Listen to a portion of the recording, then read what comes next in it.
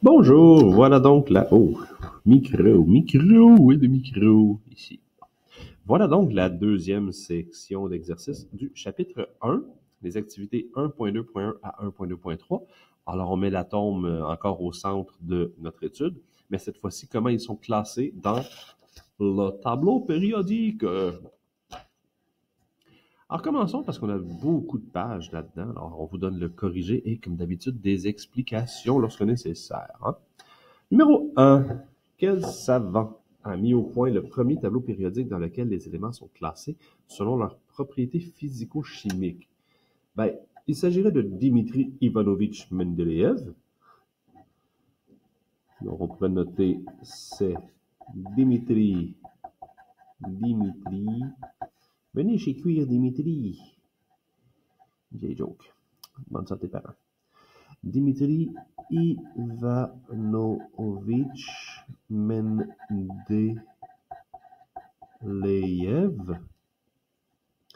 ben, qui a classé, oui, le premier tableau, disons, dans un premier tableau efficace. Donc, qui a créé le premier tableau efficace, mettons. Parce qu'il y en a beaucoup qui ont fait comme lui auparavant.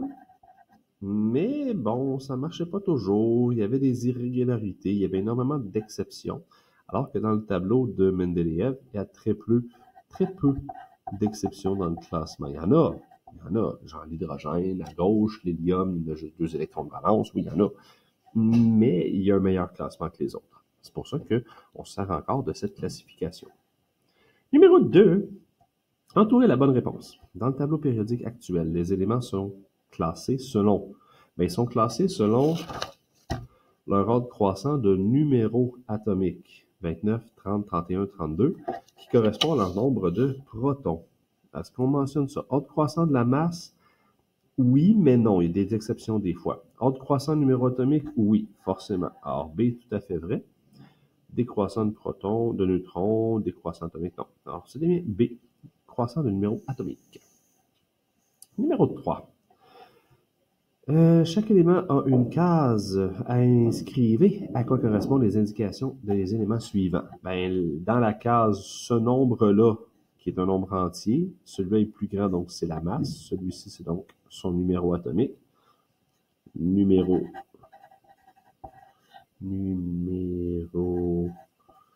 atomique, mais plus précisément, à quoi ça correspond? Ça correspond à son nombre de protons. Nombre de protons. Ensuite, Zn, c'est son symbole. On pourrait l'appeler le symbole élémentaire. Le symbole de cet élément-là. Ensuite, c'est son nom. C'est encore une fois son nom élémentaire. Parce qu'on sait que quand un élément forme un composé avec un atome forme un composé avec un autre, ben il change de nom le plus souvent. Ensuite, en tout cas pour les non-métaux. Numéro 4. Le tableau périodique des éléments a 3 régions. Quelles sont ces régions? Les 3 régions sont séparées par cet escalier. Les métaux à gauche, les non-métaux à droite et les métalloïdes le long de l'escalier. Alors, quelles sont ces régions? Ce sont les métaux, virgule, les non-métaux avec un trait d'union et les métalloïdes. 2L, I tréma, et voilà. Quelle région contient le plus grand nombre d'éléments? C'est la région des métaux.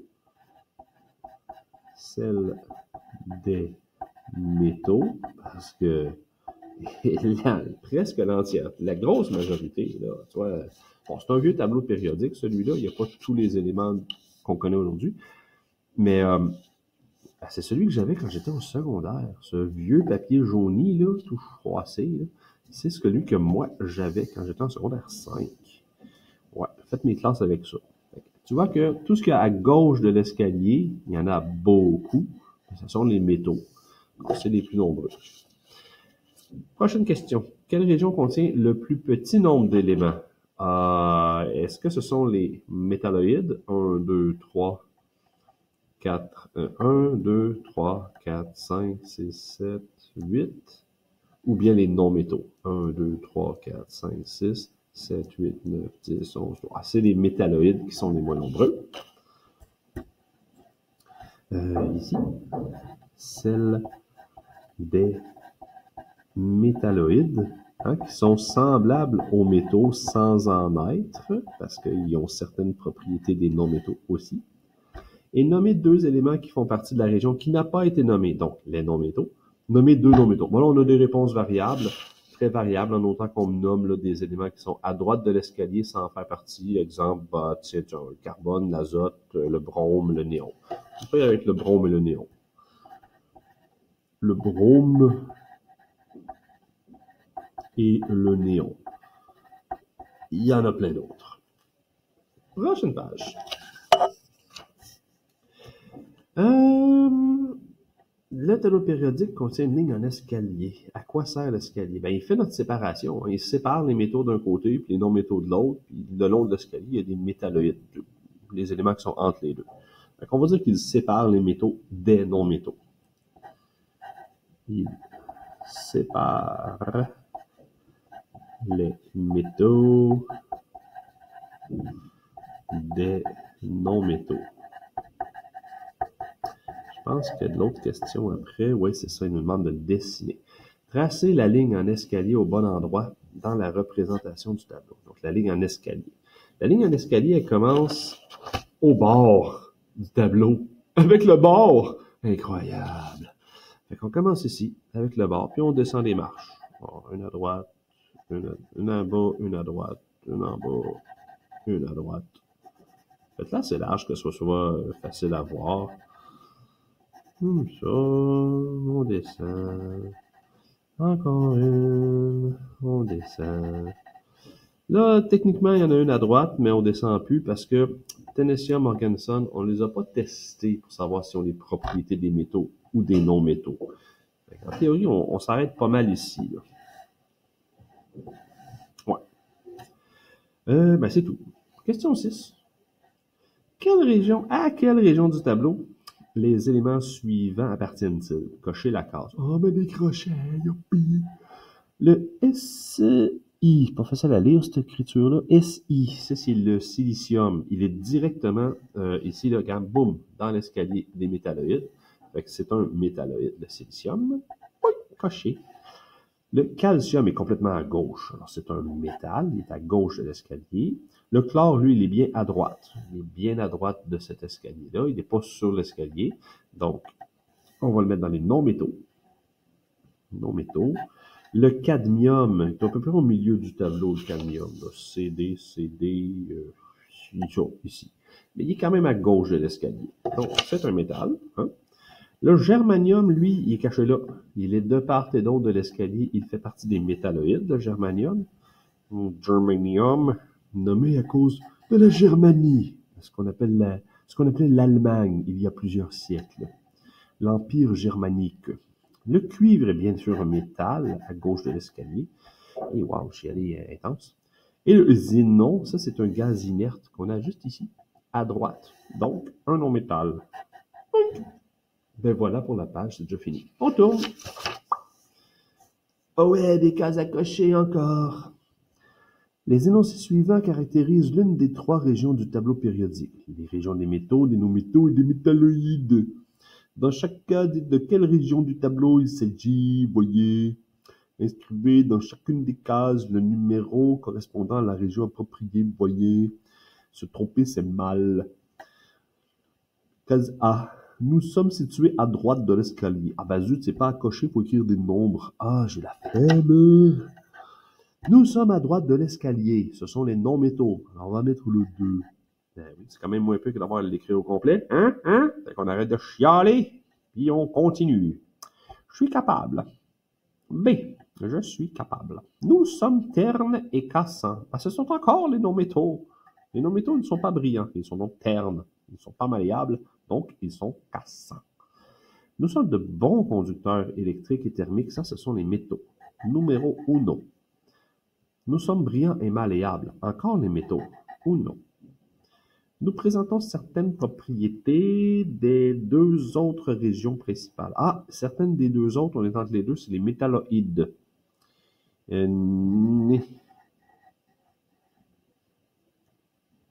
Nous sommes tous solides dans des conditions dites normales, excepté le mercure. Ben, c'est les métaux. Les métaux sont tous solides sauf le mercure. Ouais, OK. Nous sommes situés à gauche de l'escalier, les métaux, et un des éléments de notre colonne ne fait pas partie de notre région.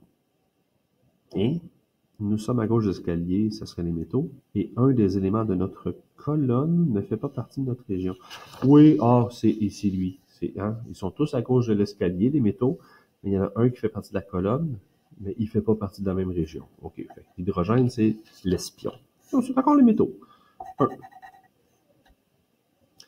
Ensuite, H. Nous sommes de mauvais conducteurs électriques qui terminent. Ça, ce sont les non-thermiques. Ce sont les non-métaux. Nous sommes à la fois à gauche et à droite de l'escalier, donc sont sur l'escalier. Ça veut dire que c'est les métalloïdes. Hein?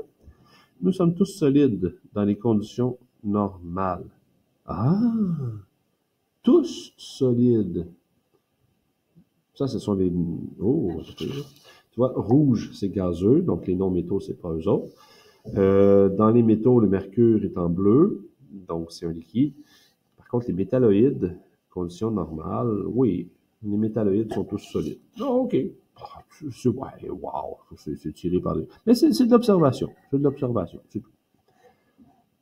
Nous sommes solides ou gazeux dans les conditions dites normales, excepté le brome qui est liquide. Ça, c'est à droite. Ce sont les non-métaux. 2. Et puis, l'hydrogène fait partie de cette région. Oh! Attends un peu, là. L'hydrogène, il fait partie des non-métaux, mais il est dans la région des métaux.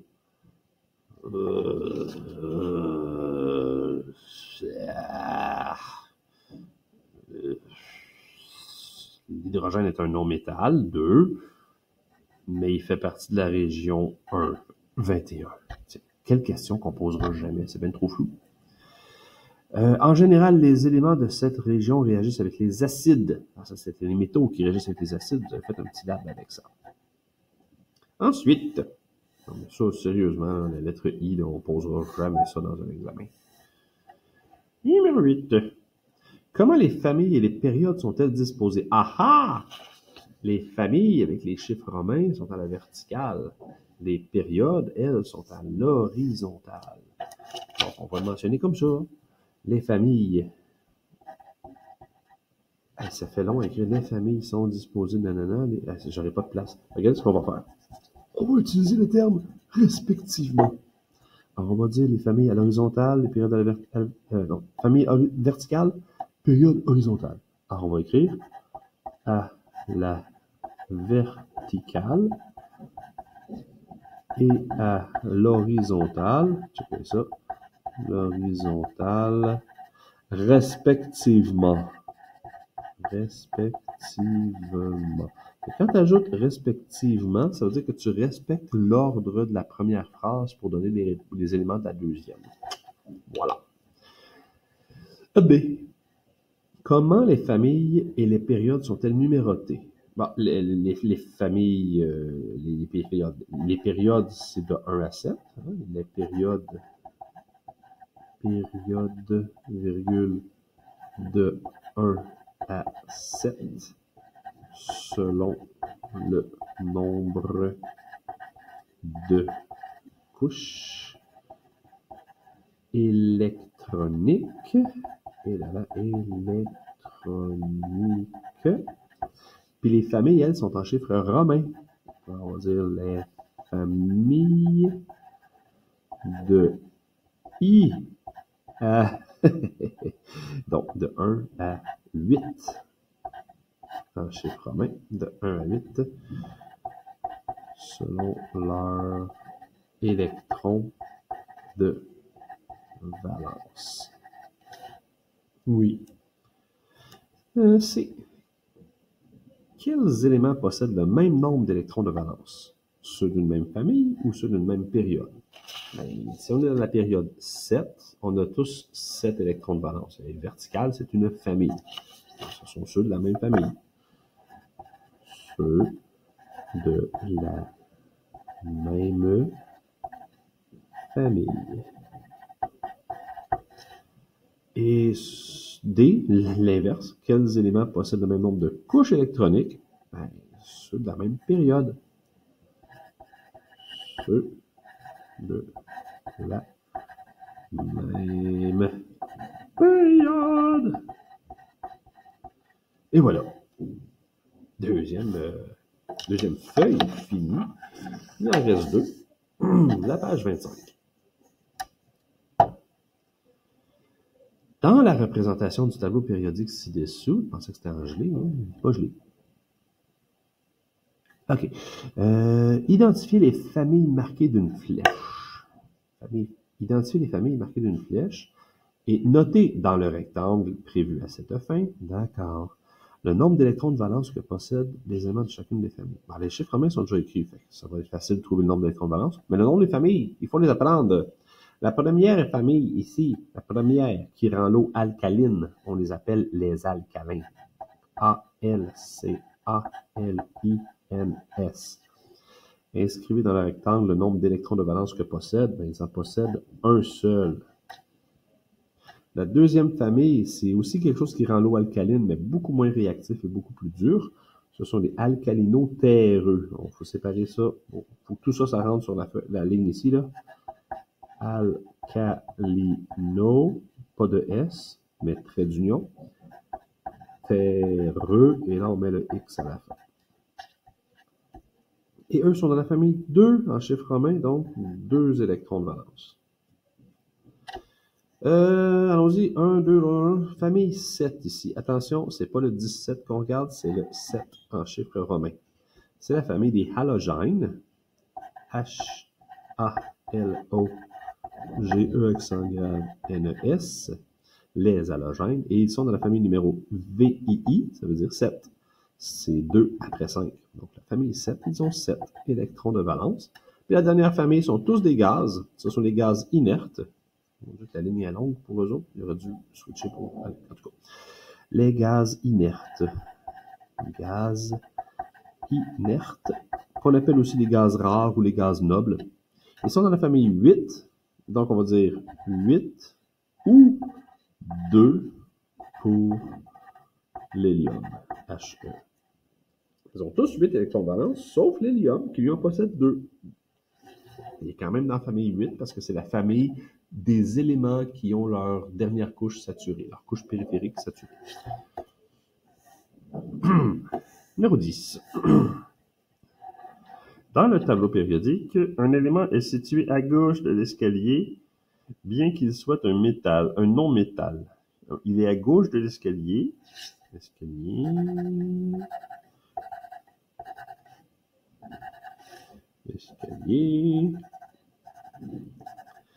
Mais il est un non-métal. De quel élément s'agit-il? Ben, c'est l'intrus, c'est l'hydrogène qui est là, c'est un non-métal. C'est l'hydrogène. Et après ça, la suite, évidemment. Mais pourquoi cet élément est-il placé dans la première colonne alors qu'il ne fait même pas partie de la famille des alcalins? Ben, c'est parce que le H, l'hydrogène, il a quand même un seul électron de valence, comme les alcalins. Alors, on va dire, car il possède un seul électron de valence. Il possède un seul électron de valence, comme les alcalins.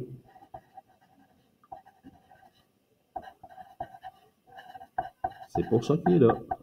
Ils sont classés en colonnes selon leur nombre d'électrons de valence, sauf l'hélium.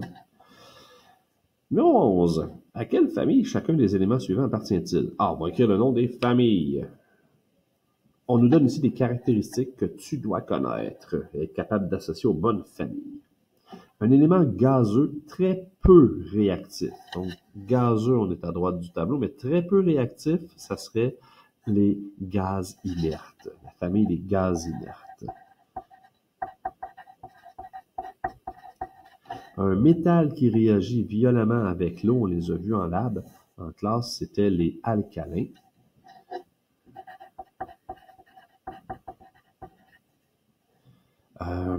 Un élément qui appartient à la colonne 2A. La deuxième colonne, c'est les alcalino-terreux.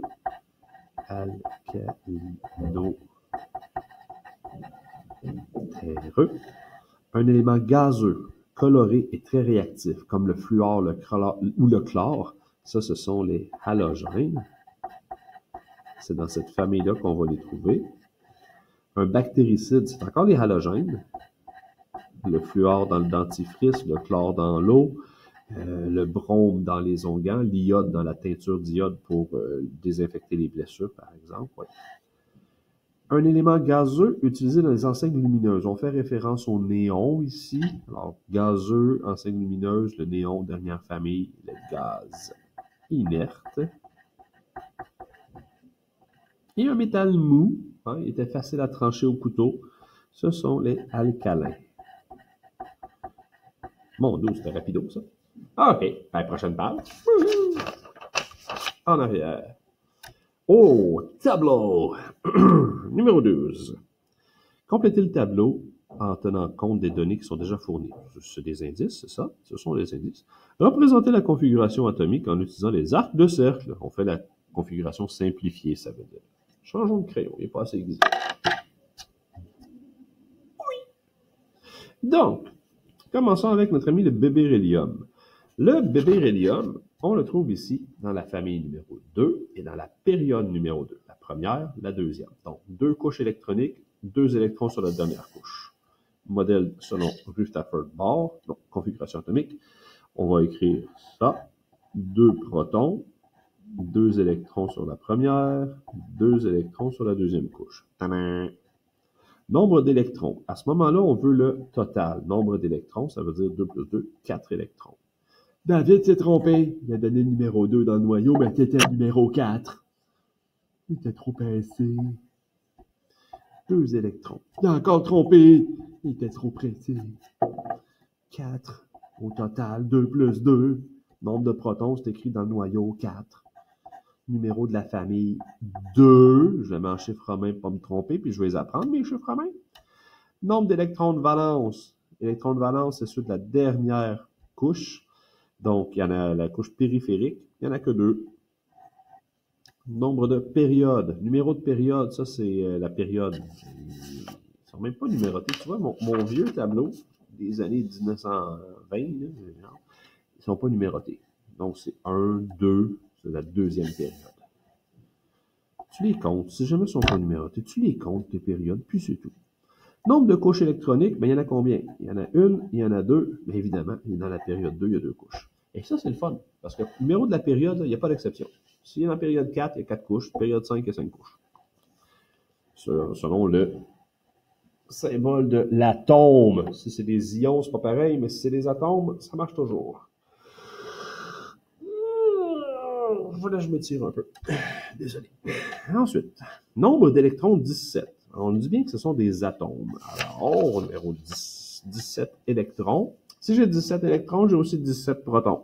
17 protons, c'est le numéro 17, c'est le chlore, qui est dans la 1, 2, 3e période, donc 3 couches. Famille 7, 7 électrons de valence. Alors, on va illustrer le chlore. Nom et symbole. C-H-L-O-R-E. Chlore. Symbole Cl. Assurez-vous que votre L paraît comme un L minuscule et non pas un I. Alors le chlore, numéro 17, configuration, 17 protons dans le noyau. On a dit 3e période, donc 3 couches. Avant-dernière famille, donc 7 électrons de valence sur la dernière. Et les autres sont pleines, donc 2 et 8. Nombre de protons, ting ting, 17. Numéro de la famille, on a 7 électrons de valence, donc VII. Nombre d'électrons de valence, il y en a 7, sont ici. Numéro de la période, 1, 2, 3 couches, donc 3 périodes et 3 couches aussi. La prochaine ligne. OK, attention, là, pour la suivante, on a juste le numéro de la famille. Fait qu'on sait qu'on est dans la première famille et dans la troisième période. Mais qui se cache là? Première famille, troisième période. Première famille, c'est quelqu'un qui est ici. Troisième période, ça veut dire troisième rangée. 1, 2, 3. C'est notre ami le nanananananana sodium. Alors, on a sodium. Na. On va le tracer. C'est le numéro 11. Donc, il a 11 protons dans son noyau. On a dit première famille, mais troisième période, ça veut dire 3 couches. Première famille, 1 électron de valence et les autres sont pleines. Si on fait le calcul, 2 plus 8 plus 1, ça fait bien 11 comme les protons. Donc, 11 électrons, 11 protons. Nombre d'électrons, on fait le total, ça fait 11. Nombre de protons dans le noyau, il y en a 11. Nombre d'électrons de valence, il y en a un seul. Un seul. Et puis, nombre de couches électroniques, 1, 2, 3, parce qu'il est dans la période 3. Tu vois, nombre de périodes, couches, c'est pareil. Fait que 3 ici, ça veut dire que c'est 3 là. Nombre d'électrons de valence, 8, donc il est dans la famille 8. Bon sang, ça va vite, hein? Maintenant, de qui il s'agit? 8 électrons de valence, troisième période. On va voir ça. 8 électrons de valence, donc ici, dans la famille des gaz inertes. Troisième période, donc 1, 2, 3. Il s'agit de AR, qui n'est pas de l'argent, c'est de l'argon avec le numéro 18. Bon, ben, argon, regardons ça. Ah, c'était pas nécessaire, ce jeu de mots-là. C'était épouvantable. AR, argon, numéro 18, alors 18 protons. Troisième période, alors 3 couches. Huitième famille, alors 8 électrons de valence. On remplit les autres, 2 et 8. Combien d'électrons? 2 plus 8 plus 8, ça fait 18. Combien de protons? 18 dans le noyau, c'est son numéro. Et on vient de terminer selon devoir. Ouais! C'est fun quand il n'y a pas des longues descriptions à noter. Moi, je te dirais que ce tableau-là résume vraiment l'essentiel. Une grosse partie, disons, pas toute, là, mais une grosse partie de ce qui est à savoir sur les éléments. Si tu es capable de dessiner un élément grâce à des indices, de deviner de qui il s'agit d'après son dessin, de deviner de quel élément il s'agit d'après sa position, ou de trouver sa position selon son numéro, c'est une compétence qu'on attend de vous. L'autre chose, ben, ce serait d'être capable de distinguer entre les métaux, métalloïdes et non-métaux. Mais ça, tu vois, c'est pas compliqué. Il s'agit de retrouver cet escalier dans le tableau. Voilà, voilà. J'espère que ça va vous aider à bien finir vos leçons dans vos cahiers, à réviser, à étudier. N'oubliez pas de vous faire des petites fiches pour résumer c'est quoi les propriétés de la famille des alcalins, des alcalinés terreux, gaz inertes et tout ça. On se revoit dans le très court exercice sur le modèle de Lewis.